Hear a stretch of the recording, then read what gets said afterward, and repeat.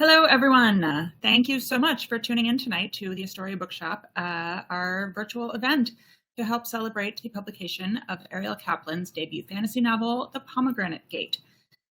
Just a little bit of housekeeping before we get started. If you haven't read through our virtual event guidelines, I'm going to link to that in the chat. And if you haven't ordered a copy of The Pomegranate Gate, we would love for you to do that through our website. There is a button right at the bottom of your screen where you can do that. We ship all over the US and in fact all over the world. And very soon we are going to have signed book plates from Ariel. So we will make sure that we wait to ship your order out until we get those. Please make use of the chat and the Q&A button that's on the side, because once Ariel and Mari's conversation wraps up, we're going to switch over to audience questions. So please do ask away as you think of them, and we will circle back to them towards the end of the event. But now, without further ado, I would like to introduce Ariel Kaplan, who is the author of The Pomegranate Gate.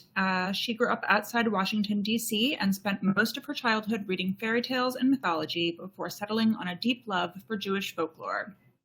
She began studying the history of medieval Spain and the Convivencia while working on a Monroe Scholar project at the College of William and Mary, where she graduated with a degree in history and religious studies. She is the author of several books for younger readers. The Pomegranate Gate is her first fantasy novel. And joining her in conversation tonight is Mari Lowe. Mari has too little free time and spends it all on writing and escape rooms. As the daughter of a rabbi and as a middle school teacher at an Orthodox Jewish school, she shares little glimpses into her community with her books. Her debut middle grade novel, Aviva versus the Dybbuk, was named a Best Book of the Year by NPR, Kirkus, and is a Sidney Taylor Book Award winner. Her next novel, The Dubious Pranks of Shane Goodman, is forthcoming in November 2023. And now I'm going to turn it over to our authors. Hi, congratulations on your book birthday. Thank you so much. And it's really a phenomenal book. I enjoyed it so much. I think I read the first 400 pages on Yom Kippur. And then I brought it with me to school and sat and read it in school while the kids were working on something else. I'm riveted, could not put it down. It's such a rich world. And I'm a history teacher, so one of the things I really loved was that it was set kind of in the middle of the whole Reconquista period, where it wasn't quite, it wasn't like the entire Spain was, they hadn't expelled all the Jews yet, and it was just kind of that sort of slow expulsion. I want to know, why did you decide to set it specifically in that time period? I know that, right after that is a much better one. Yeah, we're losing the Wi-Fi just a little bit, so I hope I caught everything there. But I had the idea. I have wanted to set something in the sort of pre-expulsion period of Spain for a long time, because it's so interesting and so complex, and there's just a lot you could do with it. But my idea to sort of time it with the expulsion had to do with sort of the story I wanted to tell and the plot I wanted to tell about refugees and about parallels between the start of sort of the Inquisition hunting conversos in Spain with a more sort of mystical version of that takes place. That's my cat. That takes place sort of in this sort of magic realm. Where the immortal magic users live. That actually answers another totally unrelated question, which was, I was reading it and I thought magic was a completely made up term. And then I think I was looking at something and it was talking about the shadim and mazikim. Yeah. That's a real Jewish term. How come? I know shadim are very popular. Everyone's got a shade, and at least middle grade literature has a lot of it. How come you decided on magic over shade? I thought it sounded cooler in English. Which and that, and also because in the story there are also shades in English, SHADE. I thought that's going to be real confusing. I would have had to rename them. So yeah, I just that it was sort of an aesthetic choice more than anything else. Right. So, but you used so much just Jewish folklore, things I'd never even thought of were like even relative, like you don't think of every little thing as a possibility, but it was so cool to like see, you know, her transcribing the guide to the perplexed and you know, and sorry, completely lost my train of thought. But no, just like all those little Jewish touches that made it feel so authentic, but also so fantastical at the same time.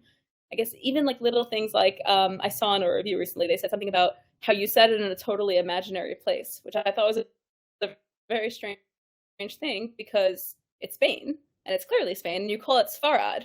But I guess people don't like, they don't realize Sfarad is Spain. And it's something that like really rings authentic about it to choose, you know, to use the names that I guess the Jewish audience might immediately know, but to everyone else, it's just fantasy. Right, right. No, that's interesting. Somebody was asking me just the other day, like, why pomegranates? And I said, well, the city is called Ramon, which means pomegranate, which is an analog to Granada, which also means pomegranate. So, yeah, there's a lot of, I had to think really hard about whether I was going to change the place names because it is Spain, but it's a slightly mythological Spain. And so this was a conversation I had recently. Why did I choose to not call it Spain? I wanted to have some freedom with the geography and with the historical timeline that I felt like, since this is more of a fantasy novel than a historical novel, I felt like I was going to have a little bit more freedom to do that if I changed the names just a little bit. Right. And I think it's generally just very cool to read something that's a medieval time that's not like very the cliche. You know, it really kind of broke out of the way that you'd expect it to be. Did you get any pushback about using all of these names from your editors, from, I don't know, agents or anyone else? No, nobody complained about it, except for my father, who said, why didn't you just call it Spain? It's Spain. And I said, but then I would have to hear from people that like Majorca's in the wrong place, or, you know, the people, you can't travel between these two cities as fast, or the Inquisition is coming to Portugal in the wrong time. So yeah, it made it a little bit more free. Also, I felt like it made it feel a little bit more like fantasy novel to change the names. It was a little bit more, I don't know, capital R romantic. And people, do you find that people who aren't familiar with these terms or anything like that, are they having trouble with them, or they're just kind of accepting this as fantasy? Nobody has said anything. There is a glossary in the back for anybody who's really having a hard time.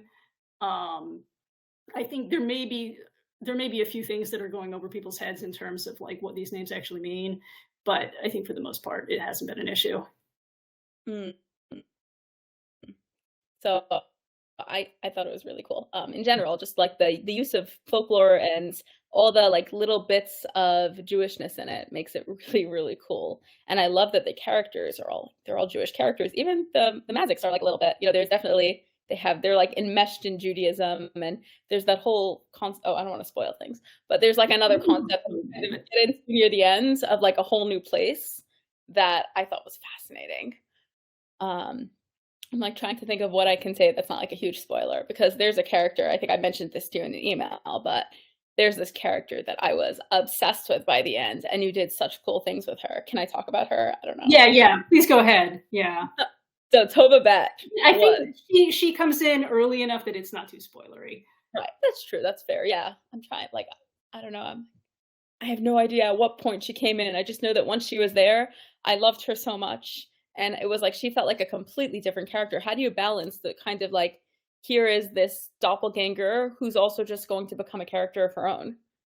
Yeah, well, that was, I had the idea of pretty early on of having a sort of a doubled character. And the big question was, how alike and how different would they be? Because in the beginning, they are identical. They have all the same memories. They have all the same physical characteristics. But one of them thinks that she isn't going to live very long, and sort of her impending mortality sort of alters her perspective and her personality. Right. Makes sense. But she's much more reckless. She's much more willing to kind of throw herself into danger and take chances and say what she wants to say and do what she wants to do. And it's true. It totally comes from just that kind of knowledge of, I'm not here to last. I'm the spare. Right. And it's very cool. It's just the whole evolution of her character. And in general, I have to say, like, you open the book and you read the back and you're like, this is about, you know, a girl and a boy. How is this going to end? And I really love that you that's not the story. I mean, they're both very much major characters and it's both of their stories, but at the same time, it's not set up, it's not romantic, it's not, you know, it's just I love it so much. Yeah, no, that was a comment that I've heard from a lot of people, that the big surprise was that Toba and Naftaly are not a couple at all. They don't become a couple. There's no romantic interest there at all. Yeah, there were some other like nice romantic things going on that I was very into with some of them. And I want to know more about that old woman. Oh my goodness. She's so cool. And we don't even find out her name. No. Which I remember, like, at the very beginning, I kept going to the table of the dramatis personae or whatever it's called in here, characters. And I was like, are there going to be spoilers? Can I look at this? And it's like, no, you can look at it right away. It's not going to tell you much more than you're going to find out already. It's like a really varied cast of characters. It's like a fully fleshed out, you know, complete fantasy novel. It's not, I mean, I guess how many books are supposed to be in this series? There's 3. Yeah. There's 3. So are you already working on the second or third? The second one is in edits right now. So there is a draft of book 2, but it's not finished. Wow. So how do you decide what to put in? Like, I'm very much a solid 1 book person. Like, I can write 1 book. And then if there's like interest, I would maybe figure out how to write a second one, but I'm like very beginning, middle, end. How do you figure out how to kind of stop and where you're stopping enough that people are satisfied without, you know, kind of ending the story? Well, for this, I always, in the beginning, I knew it was either going to be 2 or 3 books. And then as I was outlining it, because I had to outline it because it's too long. It's too long not to outline. I thought, okay, it's too much. It has to be 3. And there were some fairly obvious breakpoints between book 1 and 2 and between book 2 and 3. So I know going in, like, where they're going to leave off. Mm-hmm. Right. And I guess you end, you know, it's kind of, this ending is very much a beginning. It's like everything is kind of out in the open now. We're sort of understands where we're going. Yeah. And we finally get there. Yeah, but that's really cool. Now I can't remember. Oh, so you're an outliner usually, or not just for this? Usually what I do is I have a very detailed outline and then I don't follow. For this one, yes, I had a very detailed outline, and there were a lot of things that got changed. The old woman was not in the original outline. Toba's grandmother was not in the original outline. So, I mean, if you look at the original outline, you think, where did she think this was going? Because Naftaly's just wandering around in the wilderness by himself. Like, that was not going to happen. On his own, wandering? Yeah. But this is much more interesting. Of course. Foils, who are both... Yeah, no, I mean, that got changed as soon as I started drafting. I was like, okay, something else is going to have to happen here. And also, since we know that Elena has spent, you know, the last 30 years or something trying to keep her granddaughter alive, the idea that she would just watch her vanish and then just leave the country and not do anything didn't make any sense. Right. Yeah, no. So she's very much, you know, this is her entire character motivation. It's fantastic because she'll do anything. Yeah, she's like they hate each other for good reason because they're exactly the same. Like they're both very much my way or the highway. This is my most important thing and I'm going to do it no matter what. But it's nice. It's actually like, I mean, I don't want to spoil things. Yeah, I just feel like Naftaly is a very good character for them. Like he changes them both. And, you know, we kind of see that as the story progresses. And they're not just, you know, these very, very like no holds barred, will do anything kind of women by the end. But, you know, they've sort of picked up on some of his kindness and some of his selflessness and so on. But they're all really fun characters. I really, really love. Is it Barzillai or Barzillai? There was a long conversation about this when we had to record the guide for the audiobook. It's Barzillai, which I know is not like how it's pronounced in Hebrew, but he's not really Jewish exactly. He's a Mazik. So. No, they're all like it's funny because there are a lot of names that are very familiar. Like Toba to me is Tova. But it's Toba. Is it Toba or Toba? It's Toba, which is the Sephardi version. I mean, Pronunciation, my yeah. sister has a mother-in-law named Toba, so like it's not unusual. Yeah. It's just my sister is Toba and her mother-in-law is Toba, which is very confusing, honestly. So it's Toba, and then it's Naftaly or Naftaly. I would let people say it however they feel most comfortable. So yeah, I have called him Naftaly, but again, it could be either. Right. I don't think about these things too much as I'm writing them, so it's really wonderful that his name is both not some like random made up, fantastical name, and also not like, John, Jack, George, something like that. It's nice to kind of have these very authentically Jewish characters. Like whenever it mentions, they don't say God, they say Hashem. I'm like, I feel represented. This is me. I'm not familiar with your young adult books, right? Young adult? Yes, I have 3 that are published, and I'm reaching around to see if I have any of them handy. I have one of them handy. So my first one, my 3 YA books are all YA contemporary, so it's about as far from this as you can get, except that they still sound like me, so they're kind of the same. So my first one, Grandma's Guide to Love and War, which is a contemporary version of Beowulf. That's fun. We Regret to Inform You was my second, which is college admissions scandal type book, but before it actually happened. Like the book came first. And then We Are the Perfect Girl, which is a gender-swapped YA contemporary retelling of Cyrano de Bergerac. That sounds fun. They all sound fun, actually. I'm going to have to pick them up now that I know I'm a huge fan. So was it like a huge transition to switch over to adult, or it happened kind of naturally? Oh, goodness. I'm sorry. Actually, if we're going to take a break for a second, I'm going to put my cat out. She's making behave now. Let's see, she wants out. Well, she wants into the closet is what she wants, but I don't know what she wants to do in there, so I'll just let her be. What was the question? Yes, it was a big jump. Partly because of the length of the book. Why a contemporary book may only be like 300 pages. This is considerably more than that. The plot was a lot more complicated.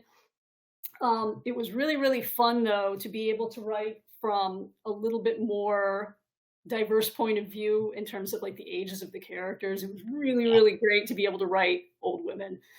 It was so much fun. And you don't really get to do so much of that in YA, because a YA, you're spending a lot of time thinking, does this actually sound like a 17-year-old? And there's an old woman, she's wise. She's going to be wise or cranky or something. She's not going to be quite as varied. Like the old woman is a character in herself, in itself. In YA, it's much more, it's about the kids, which is what it should be. But it's nice to get to do that. So you always knew this was going to be an adult book. Yes. You didn't think it would be YA fantasy. No. And given the age of the characters, because I really wanted Toba and Naftaly to not be teenagers, especially given that some of the more romantic elements, which I think would have been a little bit weird if they had been teenagers. Mm-hmm. Yeah, there's a lot of very aged people, I think. Yes. In general.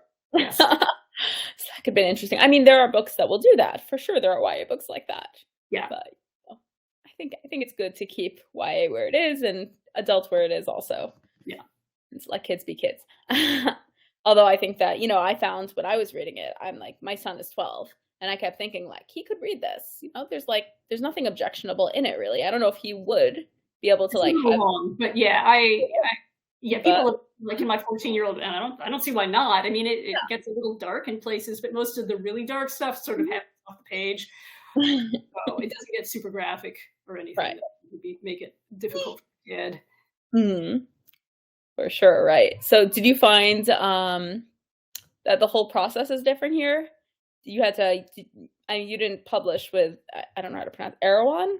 Yeah, no, my first 3 books were with Knopf, Random House, and this is my first book with Erewhon. Did the US edition, and Solaris Rebellion did the UK edition. Mm-hmm. So that was my first time working with them. Do you find that it's very different working with adults versus young adult editors and so on? Is it the process the same? The process is pretty much the same. The difference, I think, here for me that was new was that I was working with 2 different editors at the same time. So that was interesting because.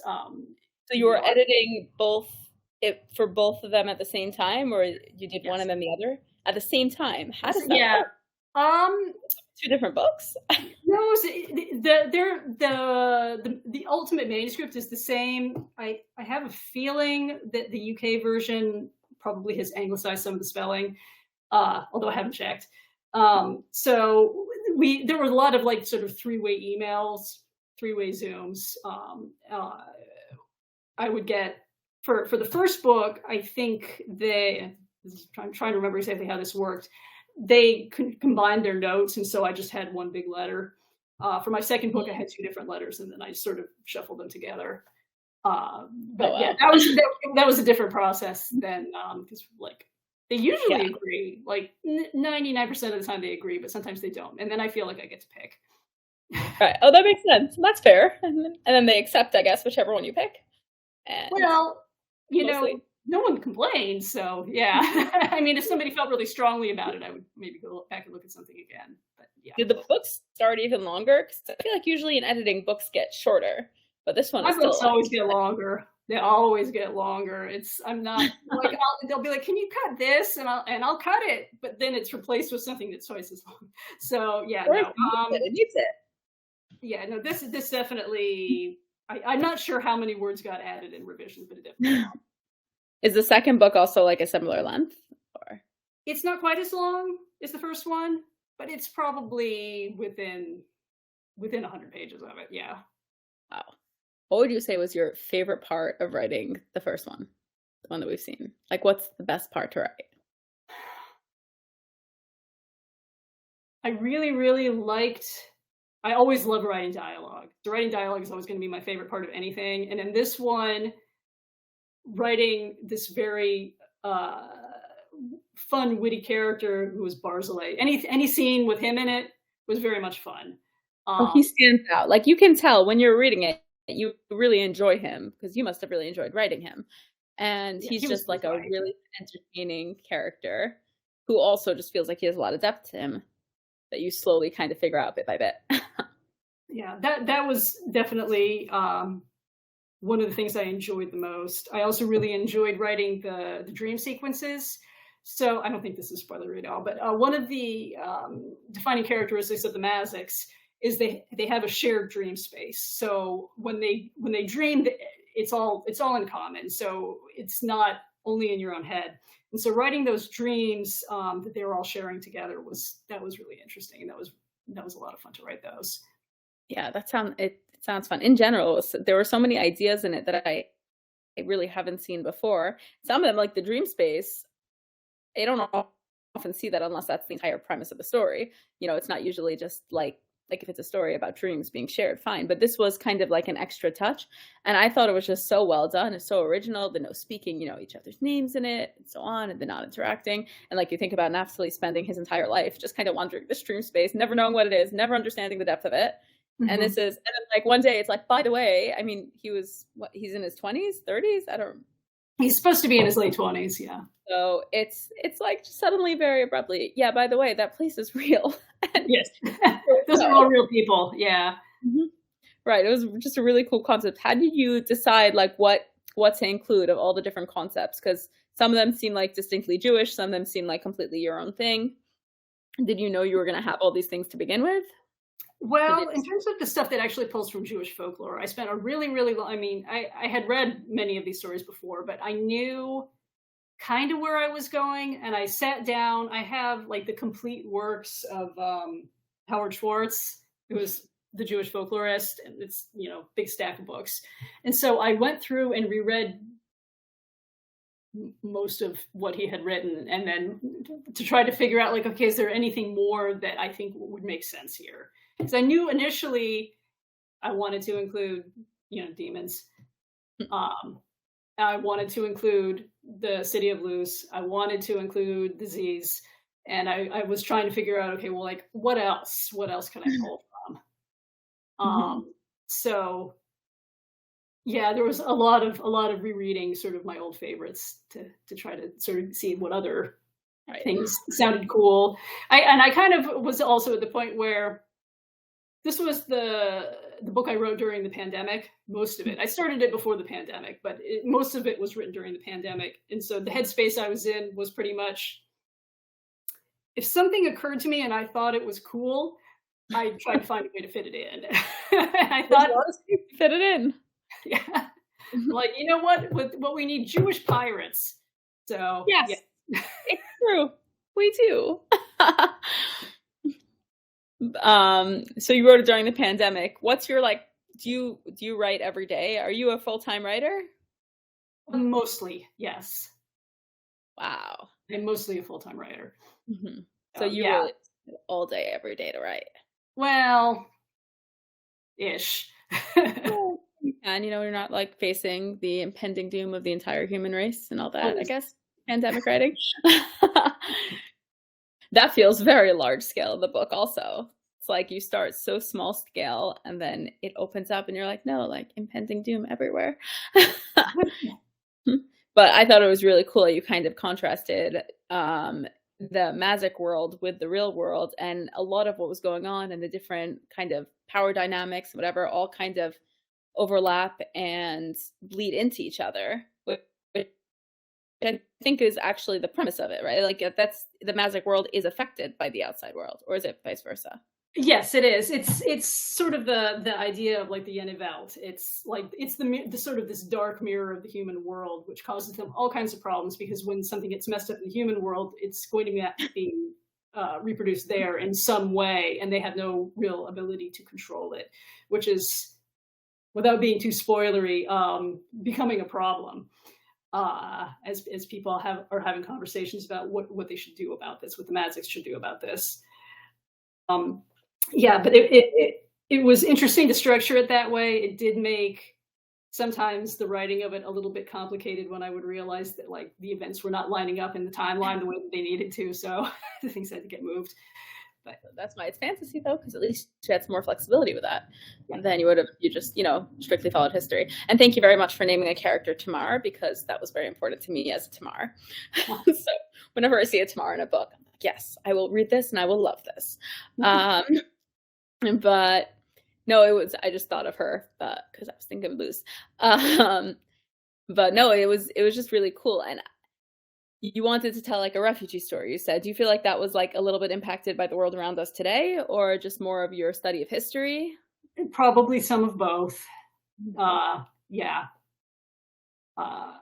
Definitely like my study of history, but also, where things were, especially in 2019. I think that was definitely an influence.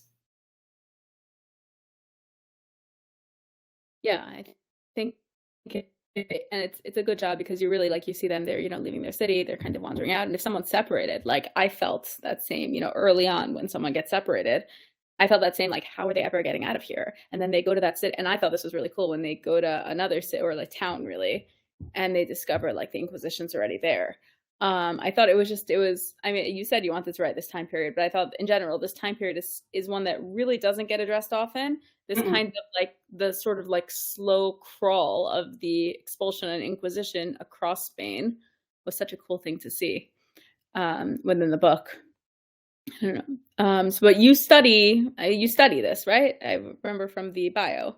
Yes. I mean, that was a minute ago, because that was my undergraduate years. But yeah, I was lucky enough to do study abroad in Sevilla, and the program that I was on had specific classes in Islamic Spain and Sephardi Spain, which were at that time a little more difficult to find in American colleges, unless maybe you were at the University of Chicago or something. But I was lucky enough to find them. I still had all my books. I had all my old, Xeroxed articles that my professors had written from back then. So when I started writing, I had to go out and sort of replenish the stock of books, because there has been new scholarship, but I had a place to start. But I do think, like you said, it is sort of an undervalued period in history, especially in the US. And I think also people aren't thinking about how late this was, 1492, that like people think, oh, like Middle Ages, but no, that was the same time as, like Renaissance Italy. Like this was, Yeah. like early modern. It's not exactly medieval. It Right. really, it was, in terms It's of funny. history, more recent. Yeah, although it's funny, I find that when people say medieval and they just, they're writing about it or whatever, that kind of fantasy medieval thing that's so popular, a lot of it feels like Renaissance to me to begin with. But Yeah. this was kind of like a darker, while this is going on in Italy, here's what's going on in Spain, and it's not great. Mhm. Which I just thought in general was just a really cool time period and a cool exploration of it, especially really through the magic world. Did you find there were any characters who like completely changed how they were from the beginning to the end? I guess the grandmother, but Uh, Toba always how you expected her to be, or Naftaly or Barzillai? I'm trying to think if there was anybody who really changed. Um, I'm trying to think about how to answer this in a way that isn't too spoilery. Right, There, that's true. there are things about revelations about Barzillai was more secondary than he later turned out to be. There are sort of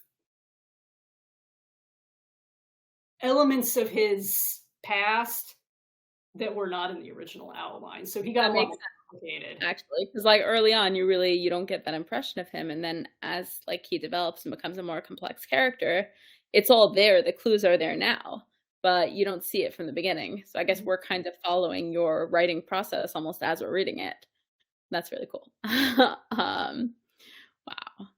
So yeah, I'm trying to think. Osmel, I never, is that Osmel? Osmel? Yeah. My husband helped me record the audiobook guide for this, and we had a big argument about his name because he said, you want to pronounce it like in Spanish or like in Hebrew? And I said, I call him Asmel in my head, so let's just call him that.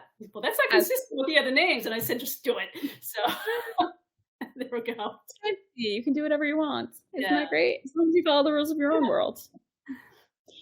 So I thought he was very interesting because he's really hard to figure out throughout the book. And he feels very like, it's like, what's the word I'm looking for? Like, he just feels kind of separate, but at the same time, you get like these senses that he's someone who like cares very, very deeply, but we don't quite see it at first.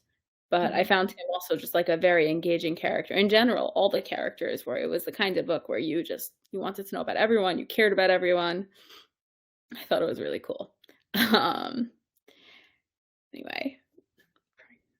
Oh, it's 30 minutes in. Are we supposed to be turning to Q&A now? Can't remember what was said about that.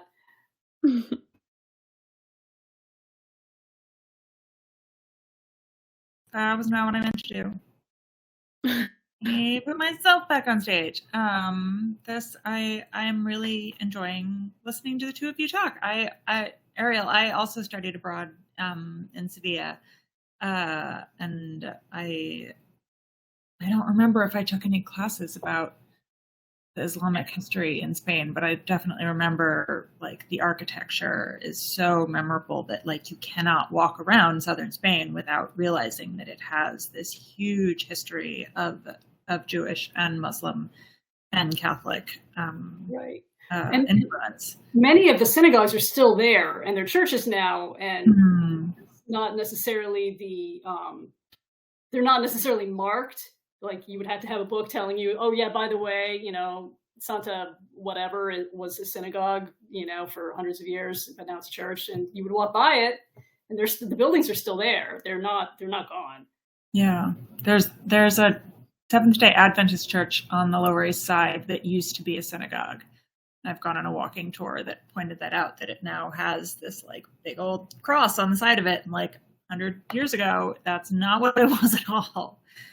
I guess that happens everywhere. But yes, I don't know. I see a few chats in the chat, but not any direct questions. If anybody does have any questions for Ariel or for Mari, I'm sure you can type it right in, and we can get you some answers, or we can just keep chatting about historical fantasy and the creep of the Inquisition. It's making me think of G. Willow Wilson's book, which now I've forgotten. It's the birds. Bird King. Yes. Yes. Yeah. No, I enjoyed that one very much. So much. Yeah. I love fantasy that has a real historical base in it. And then you get to, like you said, you get to remake the map a little bit because it's not really Spain, but it is Spain. Mm-hmm. It looks like I know Mari's connection was a little bit dodgy.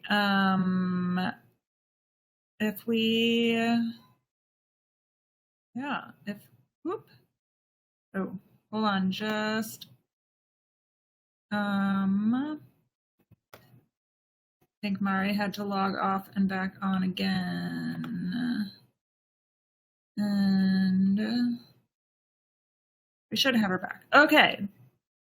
We have a question. If there was a book from your childhood you were hoping to capture or recapture in the Pomegranate Gate? Well, yes, but not like, maybe not like a novel. I mean, so I mentioned Howard Schwartz earlier, who was a very famous Jewish folklorist. And the first book of his that I ever read was called Elijah's Violin and Other Jewish Fairy Tales, which came out ages ago. I don't know if it's still in print. You might use copy. But I wanted to write a novel-length version of one of those stories that would feel like those stories, because they felt, when I read them the first time, they felt very magical, but also real at the same time in a way that was sort of spectacular to me. And that's what I wanted to do, is I wanted to write a fantasy, like a big epic that would feel like one of those little, 8-page stories. Mm-hmm. It looks like it is still in print in the US. Oxford University Press has the only edition that I see available. If anyone is looking for Elijah's Violin. He has others. He has other compilations also. The thing I particularly love about him also is usually he has a foreword, and then there's notes in the back where he talks about the history of each of these stories in a way that I really enjoy. So it's not just the story itself, but reading all the background that I really like. Mm-hmm.